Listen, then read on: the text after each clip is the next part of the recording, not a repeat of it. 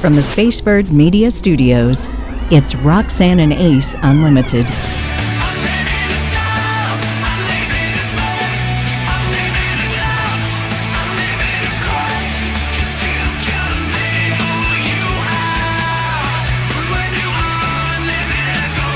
Hey, welcome to Roxanne and Ace. This is Unlimited. Hopefully you feel unlimited. This is a safe place. We like to talk about our faith. We like to talk about our love of Jesus, our love of our families, but also what's happening in the world.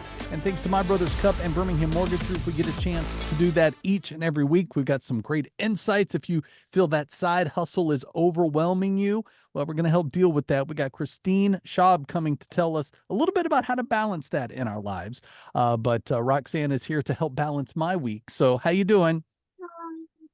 I am so great. I cannot believe that Phil Donahue is no longer with us. Yeah. I grew up with him, 29-year legacy, and Marla Thomas, the cutest little thing. And they met when he interviewed her, and they were like, boom, together, married forever, very happily married.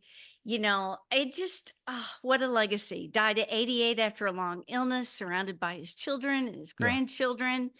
And what a legacy. And even Oprah came out and said, there wouldn't be a me without Phil Donahue. And that's 100%. true. He kind of created it. Yeah. Well, and when so much of those talk shows in the afternoon kind of went trashy, like he was the one that was still respectable. He was talking about things that no one else was talking about and really exposing a lot of things that no one else was exposing. So he definitely paved the way for so many. I mean, Oprah's right. I mean, she wouldn't have had the open door that she had without Phil Donahue. Well, and she said he really did great things for women because he told the network, he said, women don't want to just hear about recipes and celebrity gossip. Right. Women are smart. They care about what's going on in the world. They care about issues that matter to people. Why don't we bring some intelligent programming to the women of America, which are really the base of a television talk show, or were for all those years. Sure. So it's sad to hear about his passing. What a legacy. I think when you think about him, you just think of that big shock of hair, that went white, Yeah. and those piercing blue eyes. And I think he wasn't afraid to ask anybody anything. Yeah. And I always love that when an interviewer is just raw. And, Howard Stern, yeah, he's crude, but he will ask anybody anything. And he preps for days, and people just tell him everything. Yeah. They tune in because they know something surprising is going to be asked of the guest. Well, and you and I know this from years of doing radio. The conversations we have with our spouses oftentimes makes it onto the air because it's a conversation that everyone's having, and I have knowing the relationship he had with Marlo in the public eye and, with her being that girl, she really paved the way as a woman, as a female actress because of what was happening in the 60s and 70s as women were coming out and getting jobs and making a name for themselves. So you would have to believe that they were having those conversations and he was paying attention. And she either said, you need to do this on the show, which sounds like, Marlo, but also he just being smart, saying, wow, this is something that I think would be great for the show. If this is how women think, or if this is what women are worried about, or if this is, whatever. So again, pay attention to the conversations at your dinner table. You never know when it might actually spark something that God might be calling you to say. Kind of like Jesus. What a segue, but I have a place that I'm going. Yeah. Jesus gave honor to women when it wasn't culturally correct. Mm. When he went to the well and met the Samaritan woman, that was considered sort of a mongrel race. You didn't talk to women. She was drawing water at an odd time of day because she knew she was on her fifth guy. Yeah. And he read her lunch, and she knew, oh, wow, this is my savior. He's going to give me an everlasting drink of life. Yeah. And Jesus did so much to elevate women. And the longest recorded conversation in the Bible was with a woman of ill repute. Mm. That's one of the great things I love about our Jesus. Well, and I'll speak not only for myself, but I'm just going to call all of us out as a human race, is that the only reason we don't want to be known by God is because we're doing things that we don't want God to know we're doing, and he already knows. So once you release that and have a relationship with him, then it's okay, God, I'm thinking this way, I'm feeling this way, I'm going through this. You know me better than I know myself. So what do you want me to do? I mean, what a freeing place to live in. It is, Ace, but as you know, many times it's harder for us to forgive ourselves than it Yeah. is others. It's harder for us to love ourselves than others. So one of the little exercises that we did when I was teaching about love, I just had somebody turn to the person next to them and say, I love you, and there's nothing you can do about it. Mhm. Then I had them put their hand on their heart and say, I love you, and there's nothing you can do about it. Yeah. Because when you hate you, you are a setup for some bad things going on. Mm. You have to, and I'm not saying be pompous and puffed up and I'm all that and all. I'm not saying that. Right. I'm just saying you really got to love yourself as someone created in God's image in order to be able to love anyone else. Yeah.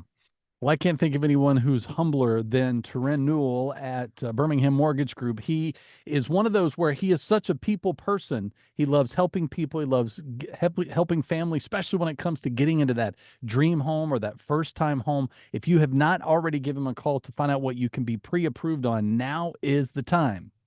Yeah, mortgage rates are going down. Woohoo! I mean, Mhm. everybody's excited. October and February were supposed to be see shifts in the right direction. And people are suffering with these huge mortgages. You could refinance, and that's going to really save you significant money. Terrain can do that for you. It's Birmingham Mortgage Group, 205-259-1656, bhammortgage.com. Ask for Terrain. You will absolutely love it. So without this, your marriage won't make it. Is it money? No. Is it organization? No. Is it communication? No. I mean, I was like, what? Okay, what is it? It's forgiveness. Mm. Yeah. Well, and I love how, this ties into being known by God because again, God knows you well enough to know the partner that's perfect to help you through. Now, again, it's the two of you against the world, not you against each other. So then you're exhausted when the world comes at you. But I I will say the one thing that I love about my marriage with Tony, and again, I'm on my third marriage, so I have made my fair share of mistakes prior, okay? And even in this one. But I love that when she and I have had a moment or something's going on, that we're quick, either one of us is quick to say, what can I do so next time we can avoid this encounter?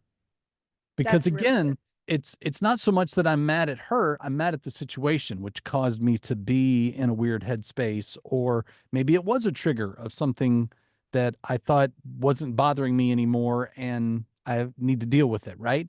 So I love that part of the sanctuary that she and I have created because like the other day she was having issues with computers and she was just and I was like I got it. I was like she's like, but why does it have to be so hard? I'm a smart confident woman, I can do this. I go, you can. Mhm. But Macintosh likes to make fun of all of us, so Steve Jobs, rest in peace, but we are going to get through this. Click click click, look. She's like, and then I just start giving her kisses. And you know, and so you have to. I mean, forgiveness, it's the whole thing. Do you want to be right or do you want to be married? Like you're gonna have to choose. Well, and they talked to Jesus about this, how many times, Lord, do we have to forgive people? And he's like, but 77 times, which really means infinity. Basically, Yep. in Matthew 18:21, we learned this. And when I first heard that, I was like, okay, how am I going to be able to do that? But really, forgiveness is beneficial to you. Yeah. When you harbor that hate, and you've heard this many times, like swallowing gasoline, it's poisoning yourself, but Yeah. it hurts you ultimately, and it gives that person power over you. Right. You're over there and you've got this bitterness and it won't go away. They've got power over you. You But don't want them to have power over you. yeah, and look at it as a way when things explode. If you had an awful fight last night, use it as an opportunity to come together. Say, okay, hey, can we get to the root of what really happened? Like, I know my part in this, and I'm sorry. Don't put a but on the end of it. Say, I know my part and I'm sorry.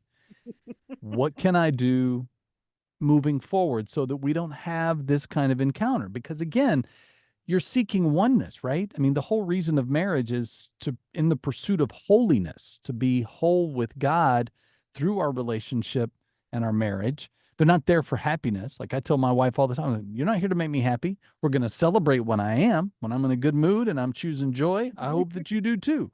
But again, I want, when I've failed or we've failed as a couple, I want, let's fix it quickly, and then let's let it go and have a glass of wine and get on with our night, because I do not want to let it harbor. I got already too much gray under this fedora to be thinking about all that I would be harboring if all I lived that marriage already. I've been through that. I don't Where- want that anymore. Okay, clarify. You've been through, you were mad as a hornet and you didn't tell her? Is that Yeah, what you're saying? yeah, it's Ah, or things come at me for reasons when my intentions were good, but it was misinterpreted, and then all it was, harbor anger and then say what you want to say to make me mad, but then not want to talk it out afterwards. And so then we go to bed angry, we wake up angry, and then somehow it's my fault because we're still fighting. What? right. We haven't had a chance to make up and forgive each other. Like you have to, you know, and I'm not talking about my first wife. I'll just leave it at that. So all of that to say, you could do the math, but all of that to say, it was just toxic. It was toxic from the beginning, honestly. And I've said this on the show before, but I don't want to repeat the mistakes I've made. So with my wife now, who I love and adore and respect with everything, I don't want to do anything to hurt her or let her down. But when I do hurt her or let her down, let me stop everything and get to the harbor of what I did wrong so I'm not bearing to repeat it. I always think I'm causing the problems 99% of the time. You And he know? probably thinks the same thing. Like, I'm the one. She's perfect. Well, I've talked to Wayne. He thinks that about you. he used to tell me, you need to assume when these things happen that my intentions are good. Right. I'd be like, I'm not gonna, I'm mad. I don't like what you did. I'm not worried about whether you thought it was fantastic what you did while you were doing it. Yeah. Well, but that brings up a good point, because why is it that when we do things that are with good intention, hey, if I do these things, then it will take these things off of their plate, and then therefore I'm helping them. But then you already had in your head, I got to do those things and I'm going to do it a certain way. But because now my spouse did it the wrong way, I'm still going to have to undo it or fix it or what, like what's the good the road is paved with good intentions, like it is, but it's cobblestone and we're tripping over the bricks, because it's like, I mean, all of our intentions somehow, not all of them, a lot of them sometimes blow up in our face and we're like, Lord, I was trying to be helpful, why am I now, and it's part of what makes us flawed and awesome people, right? Thank you that there's Jesus to mull over all of it. Well, we're wired entirely different. So, okay, we go from marriage to parenting. This is the Solve the Problem podcast, I think. How parental burnout is affecting kids.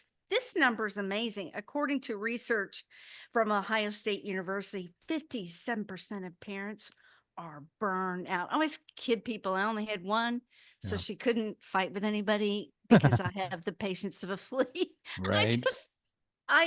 I found it to be challenging at times. And so parental burnout doesn't surprise me. Some of the things that we need to do to be positive parents is to show and tell your children you love them. And I know you do that every day, Ace, Yeah. so well. Well, and I've got, some of my kids, like I'll say I love you and they'll tell me back. And then there are some that don't. They're like, yeah, but we find other ways to express that love to each other. And it's great. Like it's just a dynamic, like every child is different. No two are the same. No four are the same. The baby's different than the oldest. The middle child's always different. So whatever it is, learn their love languages and then again, be consistent. That's the one thing that I can only say as a test. I named my oldest daughters with brilliant names and gave them all the love in the world that I could give them, still give them. I have, Ryan and Mia who came into my life thanks to Tawny, and I love them with everything that I have, and I can give them everything that I have, but I still have to be consistent. I have to be present with discipline. I have to be present with love. I have to be present with faith. All of that stuff is what helps, because then when there's burnout, like for me, my kids know now, I mean, I have teenagers now, but when they're younger, they need a little more attention. But if I need a moment, I can go down in the basement, play music, or I can go to a movie, because I got the AMC card and, free passes 3 days a week, right? And you just unwind, unplug for a minute. But if we don't give ourselves that moment to unplug, or tag team with our spouses to say, hey, can I take tomorrow night to have a girls' night? Or hey, Friday night, you wanted to go with the boys to the concert? Go. I mean, take those moments. Yeah. And I was so lucky. The audience helped me with a lot of things, my radio audience. I was Yeah. like, I'm beside myself. My child will never get potty trained. Please help me. And hundreds of suggestions later, Mm, one of the ideas worked. And so I was so indebted to yeah. the listeners to help me be a better parent. It's just fun to think about. One thing that I think helps me just to be happier in general is my brother's cup and the incredible job they do putting together really quality coffee. I mean, they work so hard Yeah. to keep it the very best. Like some coffees have like hidden mold and stuff in them you don't want. This is pure. It's put together in a beautiful way. It honors God. It Mhm. sends missionaries around the world, and they keep the prices low. I'm only saying, check that price up. It's okay. This is a good thing. And they're Mhm. like, no, no, no, no, no. We're not going to do that. So if you go to mybrotherscup.com, click on the Roxanne blend, Ace will agree. It's super yummy and it smells so good. I prefer it in a French press, but they do have the K cups now, so they meet all your needs. Easy to find too when you go to roxanneandace.com and just click on My Brother's Cup. I love that. Why does God ask us to do hard things? That's a really good question.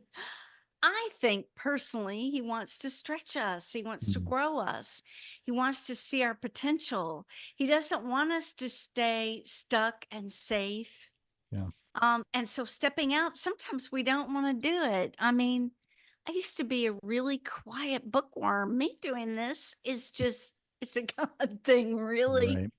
Right. Well, but wouldn't you say too, in those moments when he's asked you to do hard things, he's also equipped you with either your own inner strength and gifts and tools, but also people around you to kind of, so it's not all on your plate?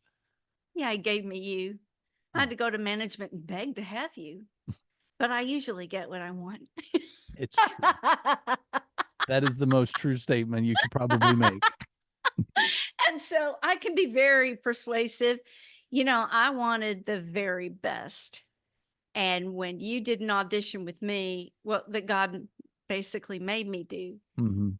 I was like, oh my gosh, this guy is so good. And then I was kind of really sort of ravenous to take you from the afternoons into the mornings. And God allowed it. And I think God allowed it and blessed it in part because, oh, here I go. I can't cry in every podcast, Sure you can. but I think one reason God allowed it is that our relationship has been about Him Mhm. and it's been pure. It's been raw. We share, we're real with each other, Yep. but it's been so pure. Like my husband adores you. He doesn't worry about you. Some other radio dudes, Right. Right. not the same story. And we've just had a deep affection for each other that it's really unexplainable.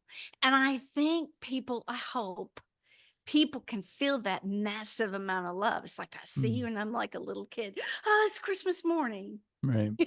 Well, and I don't know if I shared this with you, but I was thinking about that first time on the air together in that state. We were at the University of Alabama in a live Yes. broadcast setting.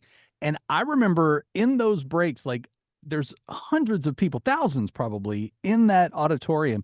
And all I was focused on was the conversation I was having with you. Like everyone else in that room, I'm sure there was noise. I'm sure that somebody spilled coffee and dropped their egg plate, and there could have been a million other things going on in that moment. But I was so zoned in because I just was doing what God had called and orchestrated, which was for us, to do the show together. And he was showing the infancy of, spike and volley, and so that's all of those things. And if you go back to season 1, you can hear our story if you haven't heard how that all came together. But that's just a cool reflection for me as I think about that morning, because it was kind of chaotic. And then you add, live audience on top of that, which is not what radio was ever meant for in that setting, unless you're there broadcasting for, hey, come get your car and test drive. That was radio's old days, right? But to be able to be in a faith setting, doing God's ministry, it was very cool. So, and now look at us. And now look. Oh, it's so good. We can talk about Great Danes if we want to. I think Mhm. it'll be fun. There is a Great Dane named Kevin, named after Macaulay Culkin's character in Home Alone, which I think is super funny. Mhm. And Kevin only manages, this is so crazy to me. When he's up on his back legs, he Mhm. is 7 feet tall. He is the world's biggest Great Dane, Yeah. and his family loves him. He lives in Des Moines, Iowa, of all places, and he has 3 other doggy friends, including a pug, and 4 cat friends, and they all hang out. They lay on top of him. They love him. But here's what is so funny to me. You turn on the vacuum cleaner, and he goes ballistic. Hmm. He might be a giant.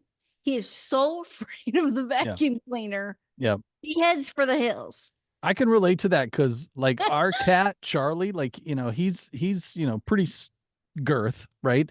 And he kind of swaggers around the house, like he owns the place, right? Like he's the one that has the mortgage and all of that.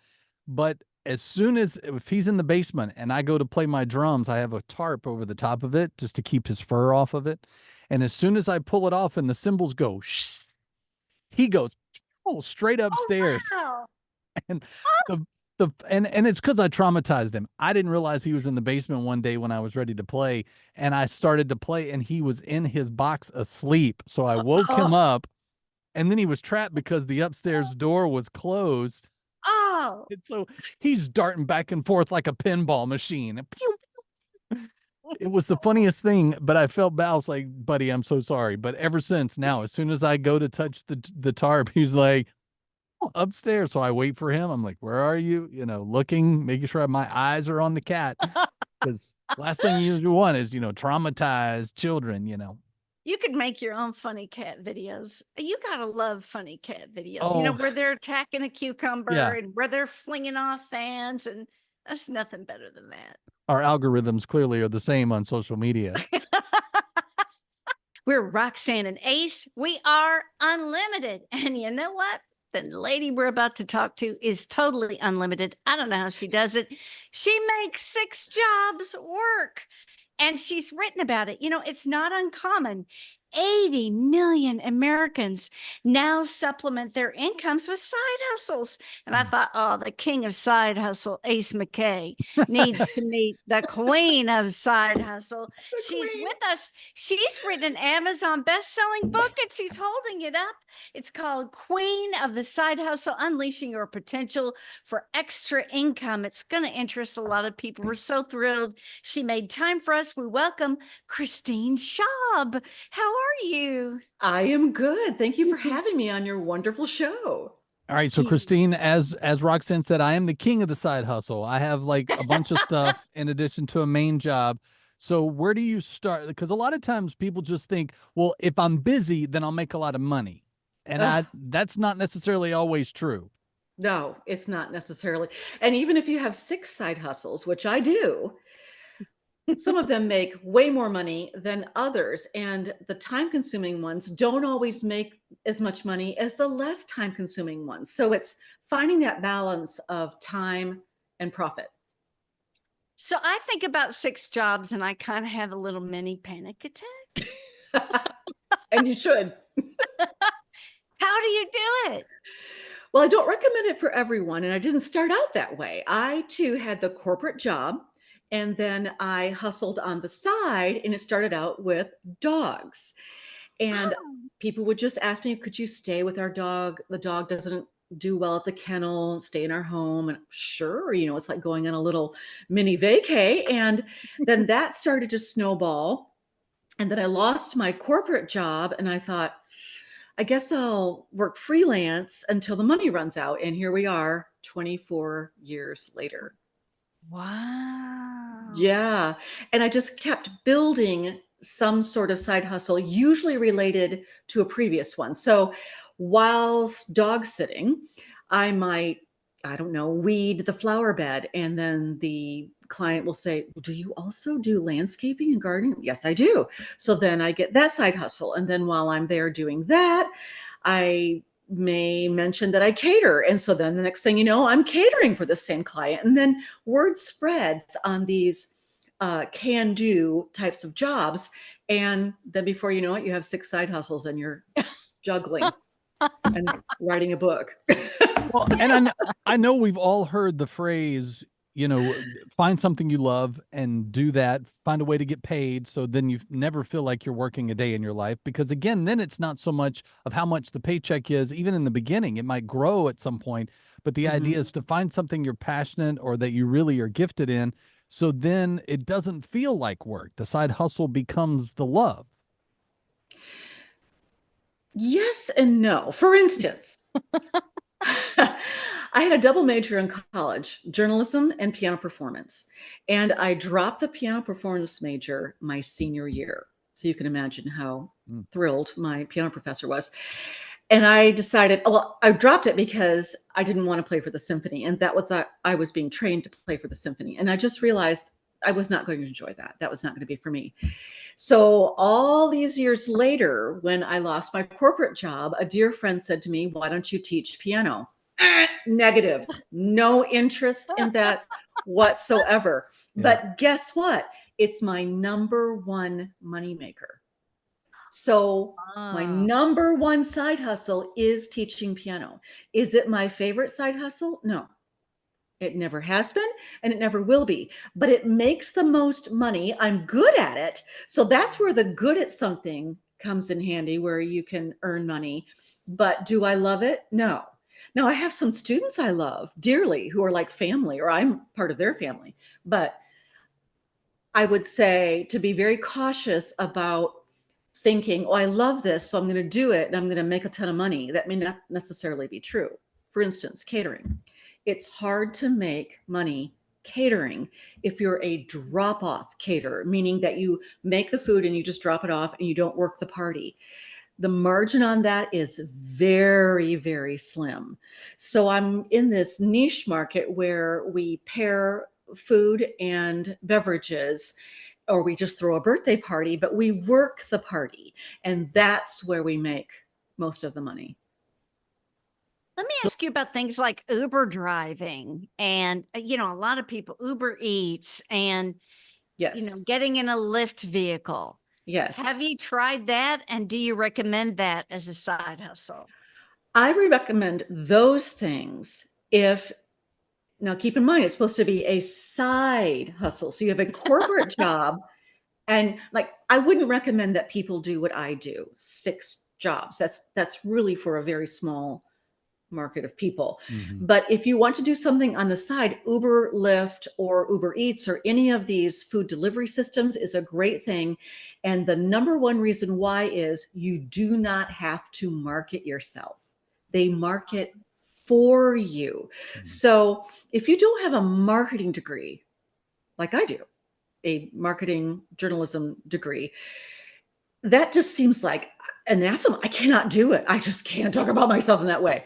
Then you want to go with a platform who markets for you. Now, you do pay them for that. They will take part of your earnings to do that, but it removes that stress and that problem from the scenario. And then you just work when you want to work. So let's talk about the social media influencers. I feel like everything now is, ooh, look at this blanket, or look at this nails, or look at this whatever, and Uh-huh. it feels exhausting to me, especially when I see that like the price is like 888. The commission's got to be, tiny. So Mhm. again, why, first of all, why is that the thing now? And do you recommend that as a start side hustle? Well, when you become a social media influencer, several things are important. One, you have an outrageous or engaging personality. If you don't have that, you're not going to be successful in that way. Mhm. So you'll notice a lot of the female social influencers are very pretty women, even girls, young Yeah. girls, very pretty, dynamic, and they just have this natural ability to talk to you about whatever they want to talk about. They can talk about anything. Mhm. So that's a great thing for those people. But if you're shy or you're uncomfortable with the way you look, or you're uncomfortable with the sound of your own voice, then no, that's not for you. But you have to be able to build a client base very quickly. So you have to have something about you. Like I come from a family of natural comedians. Just everybody is screaming hilarious. So we were always trying to out funny each other, and Mm. that really works for social media. If you can make fun of yourself, if you can be funny presenting something, if you could be a little cheeky or a little clever, then yeah, that's great. But it is exhausting, honestly, to be documenting just the most mundane parts of your life because you have to have time. You have to put in the time to record yourself and then edit it and then add music or add graphics, and then you have to put it out there and hope people watch it and click on it and like it, and then if there's a product they have to follow through on that click and they have to buy. I mean, just hearing myself talk, if I didn't have someone helping me with that, I couldn't do it. Yeah. I really couldn't. Well, It sounds then there are exhausting. mean internet trolls too that are like eating Mhm. up. I don't care how pretty Yeah. the woman is. They're like, well, you need to get somebody older to do this. You don't have any. I mean, they're ruthless. What Mhm. is it about people being ruthless? Well, I have a very thick skin, and that's another piece of advice I would give someone who wants to do something like that. It's really hard to hurt my feelings or offend me. Maybe it's because I grew up with all boys. I don't know. But I just don't get offended very easily. So I would say that's a kind of a requirement. And when someone does leave a bad review or they're being critical, I always try to take something from that. Like, is there anything good I could take from that and maybe improve? Or if not, then it's just one person's opinion. What do I care about one person's opinion? Yeah. Right. Yeah. So Right. I let it go. So what about when we hear, these, jobs, or, you could do this and sell this and the commission is this, and people making 6,000 in 1 month, and like, are those too good to be true situations? Usually, yes. Okay. I would say yes. Yeah. I would say if you're going to start a side hustle, and I recommend people do because it's a great way to fund a vacation, pay off your bills, Hmm. a new piece of furniture. Maybe you want a new couch and you want to cash flow it. Maybe you need money for contacts or to put a child through a grade school or private school. Whatever that thing is that you're moving toward, that's a great reason to side hustle because then you have a goal, right? Mhm. Yep. But you need to be realistic about that goal too, because a lot of jobs just don't make a lot of money. So what I tell people is do not invest your own money into a side hustle to start. Join an app. If you already have the sewing machine and the scissors, then you could sew. Hmm.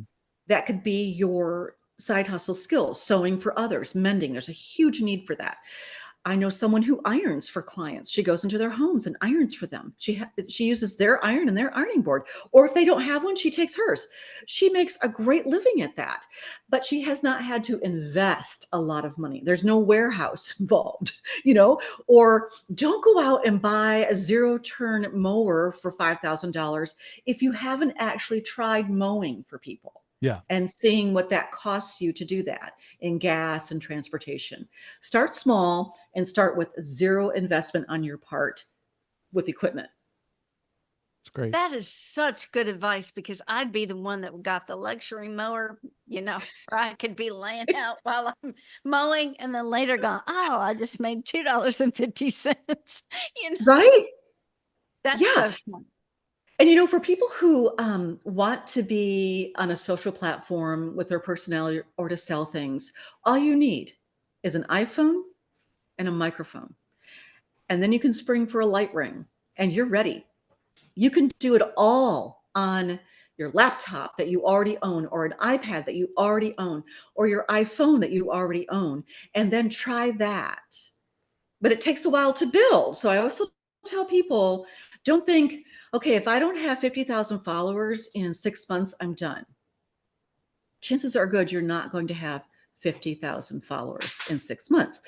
But try to figure out how you can improve, how you can increase, read a lot on it. Try to get advice from gurus and people who really know what they're doing. They usually have really great advice, and then try those things. So That is I'm curious what you've learned about yourself in doing these side hustles. Wow. I should have my husband answer that. He's right here if you'd like to hear from him. What's the question? He wants to know what I've learned about myself through side hustling. Oh, that there's no challenge that's too big. What? 100%. I have showed up at some of her catering gigs as an emergency contact. Yeah. And I'm like, you have lost your mind. It's true. We actually, we broke him. My catering partner and we broke him at like, one of our events. How did you commit to this and not tell me and call me at 6 o'clock on a Saturday night to show up at some catering event where it is like chaos, but everybody's happy. Yeah. So she always, I would say that one thing I will say about Christine, she figures out a way to make it work. I do. Every time. I have found out that I am a really good problem solver. And I never would have said that about myself, that I can triage in the most outrageous circumstances. I really can. Good. It's like I get super calm and I find a way through and I make it work. And that's also a great piece of advice for working with the public as your side hustle, is that if you can problem solve like that and you can make it work, you will be more valuable than someone you're competing with who just throws up their hands and is like, I'm out. If you can make it work peacefully, maybe even joyfully, maybe even happily, you have a great story afterwards, then you're going to be far more valuable. Christine Schaub has been our guest, queen of the side hustle. Pick up the book wherever you like to get your books. Please buy the book. Please buy the book. I need to retire. So great. Christine, thanks for your insights today. Thank you so much for having me. It was a joy. Well, before we dash out for the weekend, we like to check in on each other's vibes. So, Roxanne, what's cooking? If you don't like scary movies, just don't turn me off. But Aliens Romulus. Yeah. It's a good film. I usually sleep in movies. Yeah. And this keeps you awake. And if you've watched the other films, it ties into all of those. It just takes you back to the old Sigourney Weaver days. Nice. And the gentleman who plays the android is an incredible actor. He's going to be famous. And so we enjoyed it. So what are you vibing on, Ace? That's awesome. Well, of course, being a fan of Christian music, Rhett Walker has been one of my favorites from the beginning. Like even before he was a name, he and I connected over some of our favorite artists when I emceed a show. So I've always been a fan of his music, but he has a new song and a new documentary that's available on YouTube called Days That We Dreamed Of. That's the name of his new song. And it's he and his wife telling their story about when, they got their first house and had their first baby. And then the second baby came after. And he's like, we are living in the days that we dreamed about. And so it's just really cool because they go back to their first house and they go, yeah, I built that porch, and and we used to sit there with our friends, and and so and hearing that side of him only makes him that much more likable. Plus, it's a great song. But if you just search Rhett Walker, Days We Dreamed Of, it'll come up on YouTube and you can watch it for free. It's great. Short little 20-minute movie. But just a fun way to connect to a song that I think we all can, because think about it. That's what we're doing. We're living in the days that we dreamed out, right? Yeah. Look at us. I'm living my best life, but I got to ask you, is this yet another star that you're buds with? Oh, yeah. Rhett Walker and I, absolutely. Yeah. Hey! Yeah. Yeah, it was funny. He did a show when I was living in Grand Rapids and went to hang out with him. And so it was a very intimate show. So it was probably maybe 150 people. So it was a very small hall. And his first album had just come out. And he's like, hey, do you guys want to hear an original or you want to hear one of my favorites? And I was like, play some Skinnerd. And sure enough, he just went in and started playing Simple Man, and the whole crowd went crazy. And it was the greatest moment. He's like, Ace, when you ask me to do a song, I'm going to do a song. I go, I know. So yeah, Aww. so we got to get Rhett on. He's one of my favorite people. And he and I grew up on the Willie and Waylon days, because that's what my dad used to listen to. That's what his dad used to listen to. So we kind of cut our teeth in country music on the same stuff. So he's a good dude. So check it out. Thanks for checking us out and being our fans and our friends. But thanks to My Brother's Cup, Birmingham Mortgage Group, and Christine Schwab for her insights on the side hustle. Enjoy your weekend, and remember to like, subscribe, and follow. So we'll see you next Friday. And Roxanne, I love you. I love your Batman t-shirt. That's Thank awesome. you. No. That is really cool. Really cool. We're the Love dynamic you, duo. You've been listening to Roxanne and Ace Unlimited. To make sure you don't miss future shows, you can subscribe anywhere you like to podcast and catch up on anything you've missed. Find out more at RoxanneandAce.com. Roxanne and Ace Unlimited is a production of Spacebird Media.